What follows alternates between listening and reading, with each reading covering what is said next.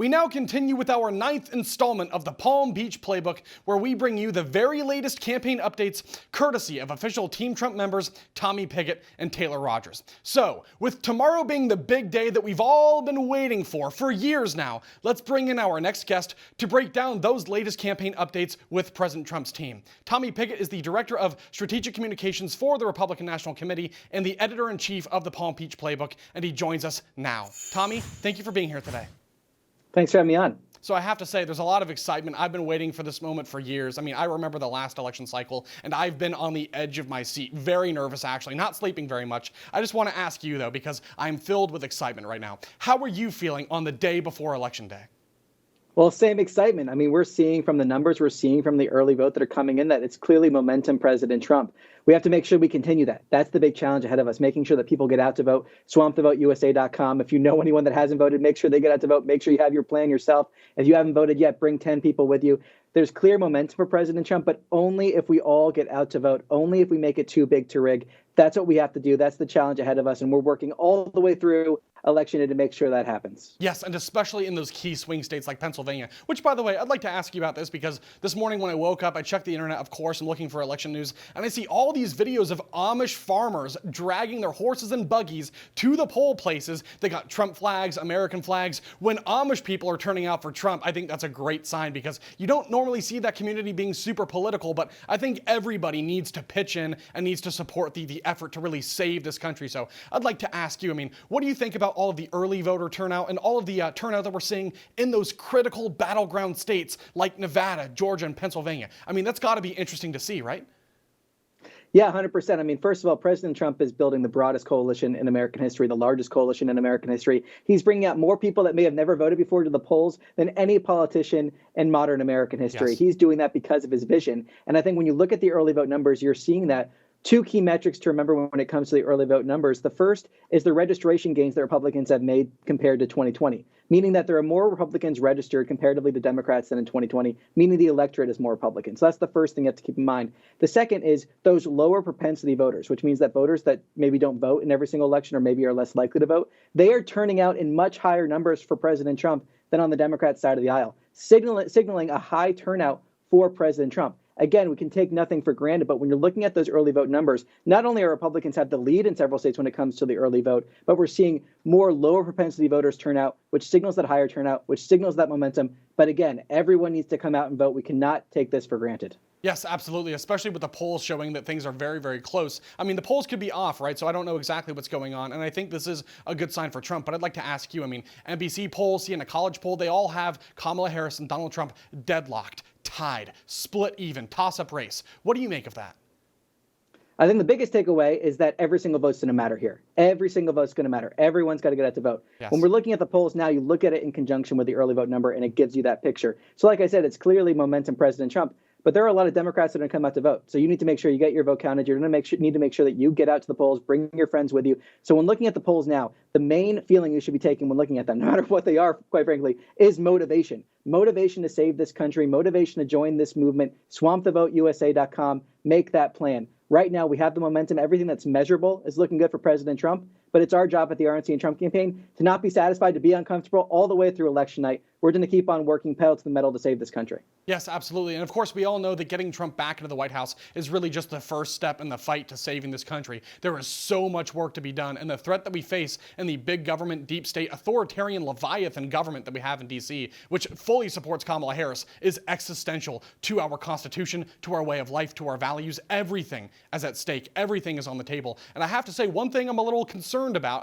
I'm not sure what to make of this exactly, but I'd like to ask you. I'm seeing some reports that say that maybe the turnout among male voters isn't as high as we would expect normally. So have you seen those reports? And if so, what do you think about those? Well, look, when you're looking at the turnout, you're looking at those registrations and you're seeing Republicans are coming out to vote. Okay. Ultimately, if you're a male voter or a female voter, if you're a voter that hasn't voted yet, you need to get out and vote. You need to use that as that motivation. But actually, the Trump campaign just released a new memo that talks about this and signals that the Democrats really have a turnout problem right now, at least when it comes to the early vote. The voters that they traditionally rely on with the early vote are not turning out in the same numbers that they did in 2020, which is a terrible sign for Kamala Harris, especially in those key battleground states. We are seeing Republicans come out to vote. But then again, like I've been saying every single time here, if you have not voted yet, you need to make that plan. You need to make that plan. Every single vote is going to count here. So we're going to keep on working on that. We're going to keep on making sure that people come out to vote, but we have to make sure everyone does that, and we have to make it too big to rig. Yes, it's interesting you bring that up because there are other Democrat pundits who are also addressing concerns about low or unusually low turnout among Democrat voters, at least ones that historically vote Democrat. What do you think is driving that? Well, I think it's a lack of enthusiasm for Kamala Harris. I mean, what is she really offering? She's offering nothing but the same failed agenda that's been in the Harris-Biden administration for 4 years now. That's all she's offering. She can't name a single thing she would have done differently. Can't name a single proposal she wants to put forward to actually help the American people.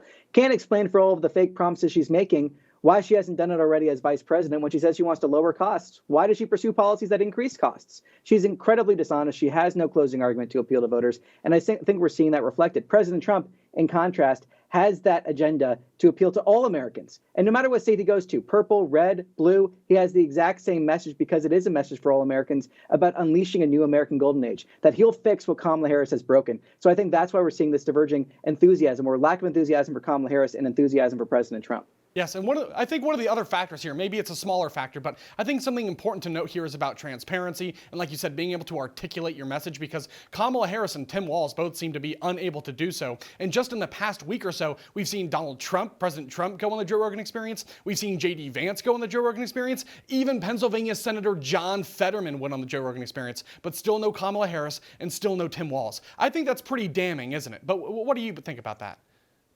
No, it is. I mean, Kamala Harris can't even do a 20-minute interview without trying to cut it short or edit it together. I mean, that's all she's really done. And it's because, again, when she's asked a how or a why or any sort of follow-up, she can't actually answer that question. All she has are these empty platitudes in the scripted stump speech that people are getting tired of to a very large degree. That's why she needs all these celebrities to try to get anyone to show up to her quote-unquote rallies, because no one really wants to vote for Kamala Harris. She has nothing to really offer the American people when it comes to any policies. So I think we're seeing that. We're seeing that contrast. President Trump, meanwhile, is not afraid to have a 3-hour-long conversation about just about anything, and he can engage on just about anything because he knows what he's talking about. He's a man that is able to talk about a whole diverse set of issues and really connect with voters, especially voters, like I said, that maybe haven't voted in a few election cycles and are saying, wait a minute, we can't afford 4 more years of Kamala Harris. We got to get President Trump back in the White House. Yes, that is so interesting to see. You see lots of voters who maybe didn't vote for Trump in 16 or 20, who were maybe skeptical at first, who now really have come around and said, actually, I've seen the way, I've seen the light, I understand the threat that we're facing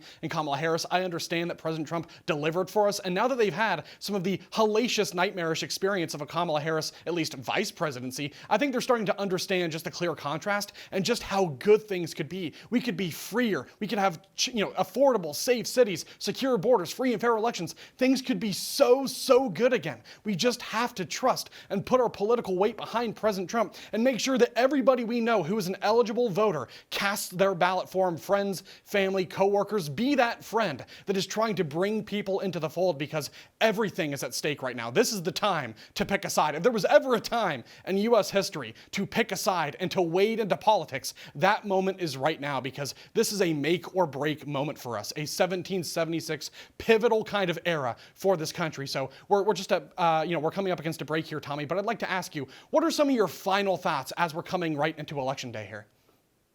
What I think ultimately is that Kamala Harris broke it and President Trump will fix it. It's a very clear closing argument, and it's a closing argument that's backed up by that record of results. You just talked about it. The fact that President Trump was in office before and he succeeded on the economy, on foreign policy, on the border, and then Kamala Harris came in and reversed all of the policies that we know work. So we know what policies work. We just need President Trump back in there to make sure that they're enacted, and he's going to build on that progress with a whole set of ambitious agenda items to make sure that we truly unleash a new American golden age. We are on the brink of the 4 best years in our country's history if we elect President Trump, but the exact opposite if Kamala Harris is sent to the White House. Yes, absolutely. Very well said. Very well put. And of course, Tommy, thank you as always for stopping by. I appreciate it.